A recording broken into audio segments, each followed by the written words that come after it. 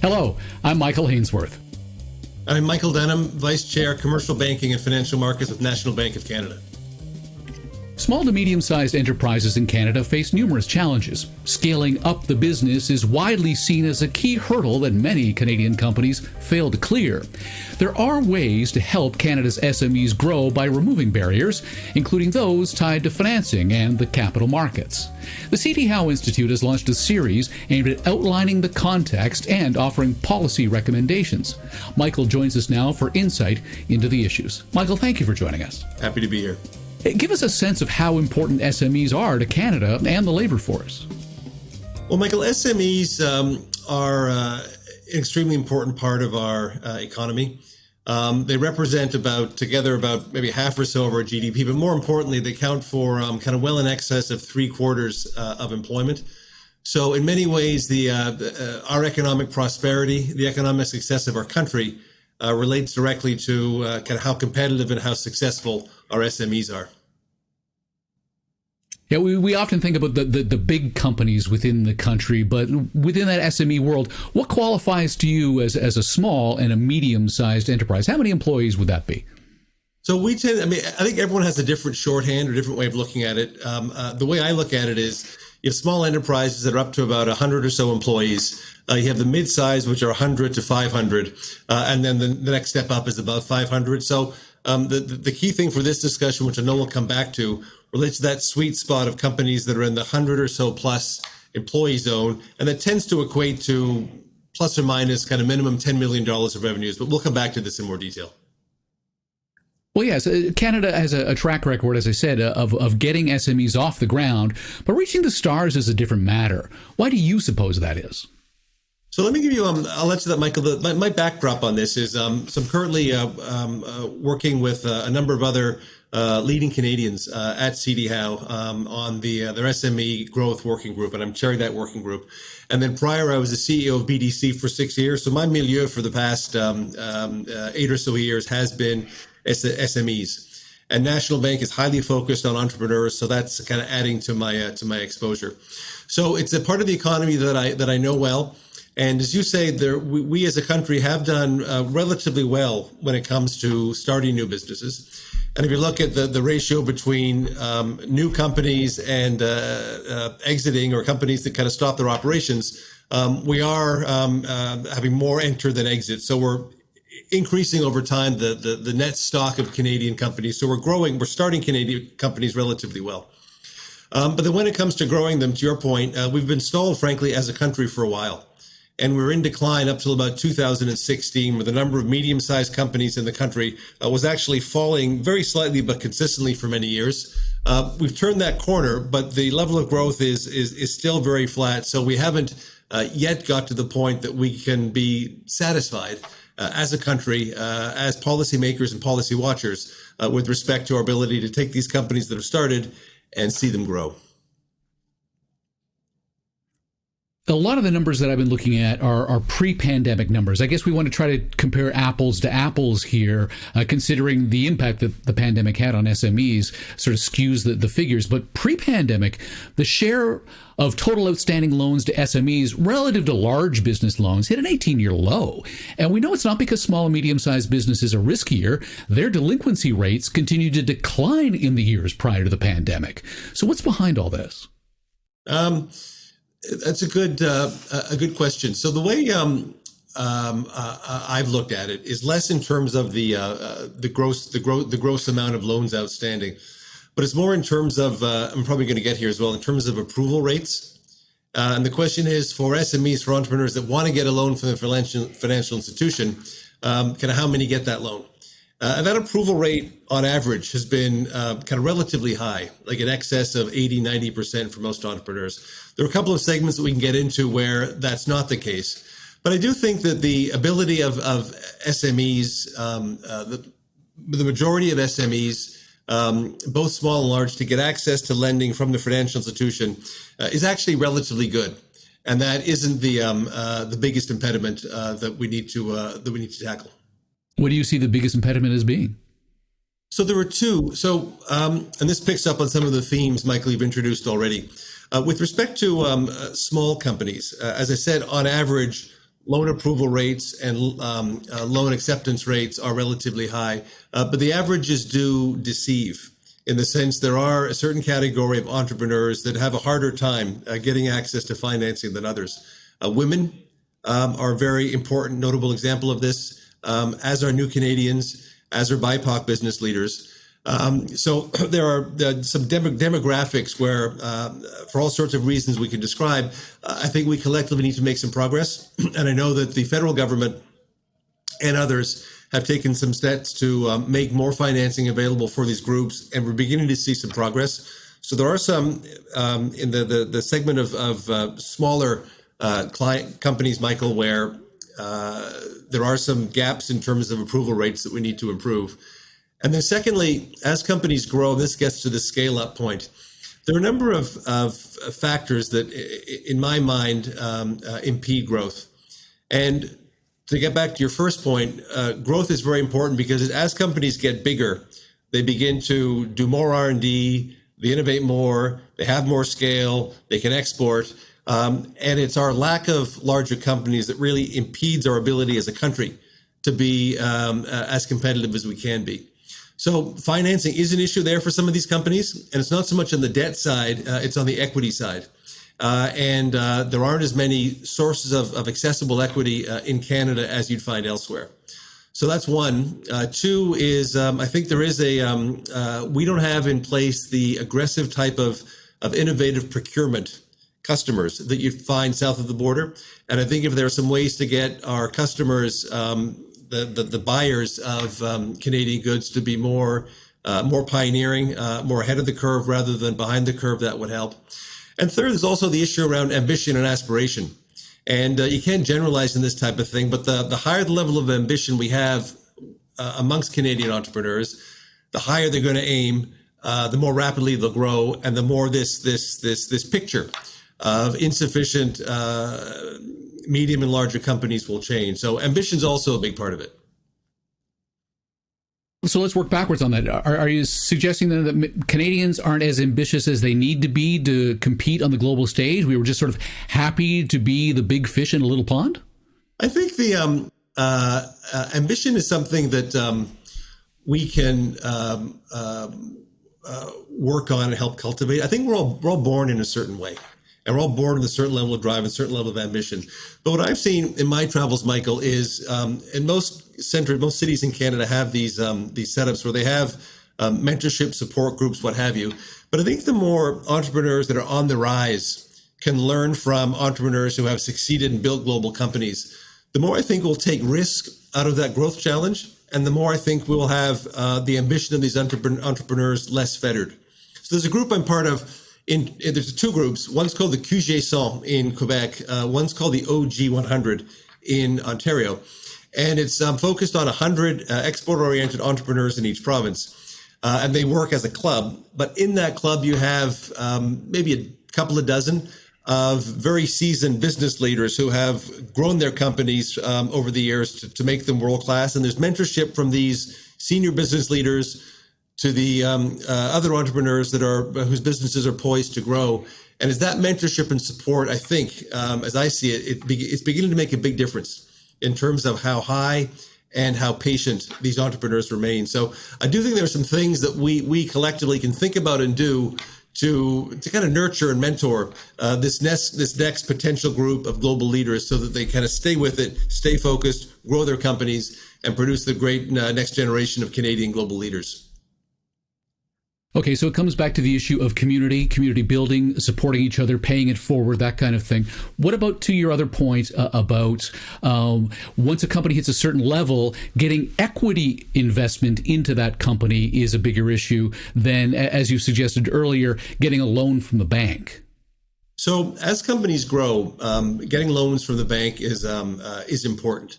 But the amount that a bank can lend to a company is a function of the equity it has on its balance sheet. So if a company isn't able to grow its equity rapidly enough through dividends or investments, there's a limit to how much bank borrowing it can do, which overall really kind of caps and constrains the growth of the business. So having a way to access equity is a way to then access more lending. That gives your balance sheet much more heft, and you can use that to grow rapidly. So equity is key, not just for equity's sake, but in order to support the leverage and help the company grow. And the less access entrepreneurs have. How do we foster that then? Yeah, so the less access entrepreneurs have to equity, the more they need to basically go through the dividends their businesses produces. That takes a while. So it is important to have outsized sources of equity. And I think in Canada, we have a fairly good set of venture capital investors for technology companies that represent the kind of country, and there's lots of financing available as companies grow. But as these companies grow, and for non-tech companies especially, there isn't a particularly rich, accessible set of equity opportunities. There aren't that many private equity funds in Canada. There aren't that many minority equity funds in Canada. We have incredibly successful, globally important pension plans, but they tend to not have a particular focus on Canadian equity needs. So I think we need to figure out a way to, especially with respect to the pension plans, work with them and find ways to link their massive balance sheets and massive amount of equity to the growth needs of Canadian businesses and Canadian entrepreneurs.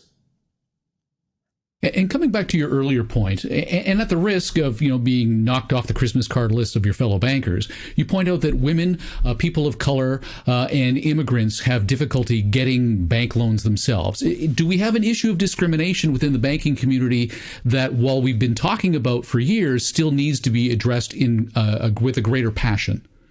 So things are moving very quickly and positively. And the journey is far from done. Don't get me wrong. But National Bank, the other five large chartered banks, BDC, EDC, provincial organizations are all very proactive and very active in terms of adapting themselves to become more accessible to female entrepreneurs, BIPOC entrepreneurs, new immigrants, etc. All the banks have programs. All the banks have rewired themselves in their marketing to a certain extent. But Michael, what's interesting is, this is maybe a few years old, but when I was at BDC, we did extensive research into the topic.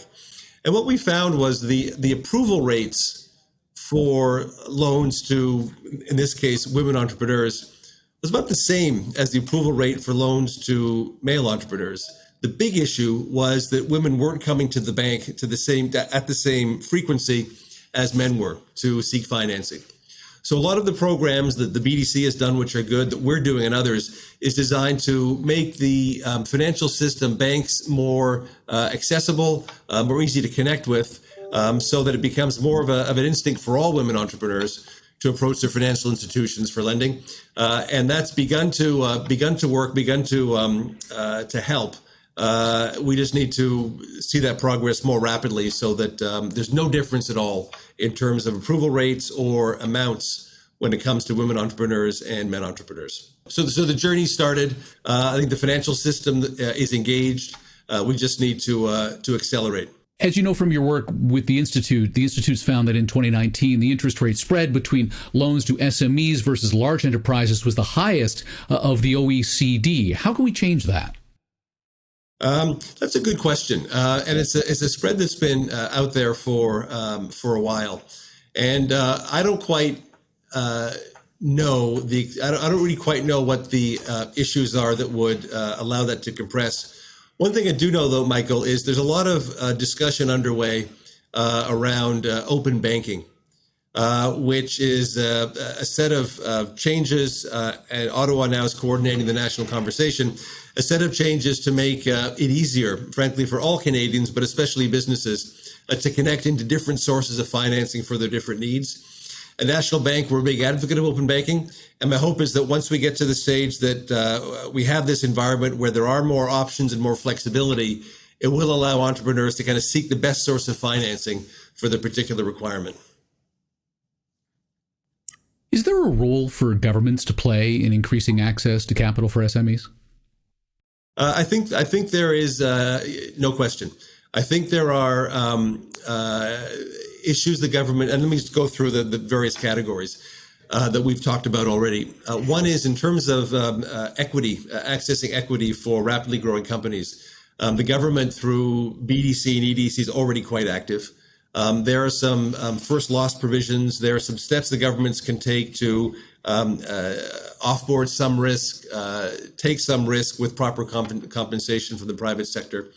There may be some mechanisms the government could put in place with respect to the Canadian pension plans to get more focus and equity brought to bear domestically. I think there are some steps the government has taken in terms of capital requirements for banks to make it easier in terms of capital consumption to lend to certain segments. So I do think that there's a role, in part as a regulator, in part as an actor, in part as a motivator that the government can play to, based on an identified and agreed upon set of gaps, work with the industry and the system to close those gaps to, again, make it easy, especially for the best entrepreneurs, to access the resources they need to grow and succeed. Well, further to that, Americans have exemptions from taxation on capital gains realized from the sale of certain small business shares. Sure, they have to hold them for 5 years straight, but it seems like that encourages the kind of patience that's needed to help grow an SME. Yeah, no, I don't pretend to be an expert on tax in the tax code.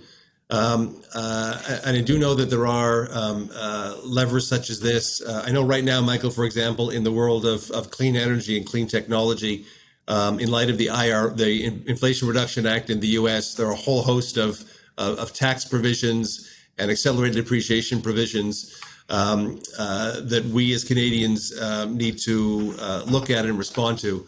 So it's a lever, but I don't pretend to have any specific insights around which levers are more relevant or more important than others. What do you make of the Institute's suggestion that an option would be to almost take a page from the incentive structure for mortgage lending versus lending for business? The CMHC provides lenders of insured mortgages a 100% insurance guarantee. Is a similar structure a viable option in business lending? Well, what's interesting, I think it's something that should be looked at. And I say that for a couple of reasons. With the role of for a lot of all banks, based on how we're regulated, and the various requirements around minimum capital and the Basel structures. How banks deploy their scarce capital is of utmost importance. And with the CMHC in the mortgage world and perhaps another entity in the small business world, there is a way to actually have a much lower level of capital allocation required for the same amount of lending. So the CMHC role as an insurer makes it a lot more efficient as a bank and financial institution to lend money as mortgages. So I think a similar type of setup with respect to certain types of small business lending would lower the capital allocation the banks require and would actually free up extra amounts of lending. So I think there's definitely something there. And then I think, secondly, the way mortgages are kind of set up in structures, they're easy products to be securitized and moved off balance sheets. And when that takes place, that frees up balance sheet capacity. So the more we can think about homogenous types of small business loans that would lend themselves to be pooled and securitized, I think the more you get the balance sheets of Canadian banks and other financial institutions at work to support Canadian SMEs. So it's a good question, Michael. I think there's a lot there worth considering. And that's one area that I know the Institute has been trying to get the policymakers to focus on. We've talked about a lot of different things over the course of our time together. If there was one takeaway for the viewer, what would you like it to be? For me, I think the one takeaway is that the overall situation as it relates to financing is actually relatively good. So we're focused on a few gaps as opposed to a disadvantaged system vis-a-vis SMEs. So there are some gaps that we talked about in terms of the kind of smaller businesses and women-led businesses. There are some equity gaps as companies seem to grow. But as you've already indicated, there are a number of good ideas that are percolating that we just need to make sure we kind of focus on and tackle to keep moving our economy forward to support the growth of SMEs coast to coast. Michael, thank you for your time and insight today. Michael, thanks to you. Michael Denham is the Vice Chair of Commercial and Financial Markets at National Bank of Canada. For more insight into the challenges SMEs face and the Institute's recommended public policy solutions, visit cdhowe.org. Still to come from the C.D. Howe Institute, leveraging real-time data for real health benefits. A webinar November 15th with Janet Davidson, fellow in residence at the Institute and chair of the board of the Digital Research Alliance of Canada. Michael Hilmer, Assistant Deputy Minister of the Digital and Analytics Strategy Division at the Ministry of Health and Ministry of Long-Term Care. Kimberlyn McGrail, a professor at the UBC School of Population and Public Health, and David O'Toole, the president and CEO of the Canadian Institute for Health Information. And on November 22nd, we ask, will unaffordability cripple a generation of young Canadians? Insight into the answer with our webinar with Ben Felix, the head of research at PWL Capital, and Rob Carrick, the personal finance columnist for the Globe and Mail. I'm Michael Hainsworth. Thanks for joining us. You've been listening to the C.D. Howe Institute podcast with Michael Hainsworth. Subscribe on iTunes, Google Play, and Spotify. The C.D. Howe Institute is an independent, not-for-profit research institute whose mission is to raise living standards by fostering economically sound public policies. The Institute is widely considered to be Canada's most influential think tank and a trusted source of essential policy intelligence, distinguished by nonpartisan, evidence-based research and subject to definitive expert review. Visit cdhow.org and follow us on Twitter and LinkedIn. Thank you.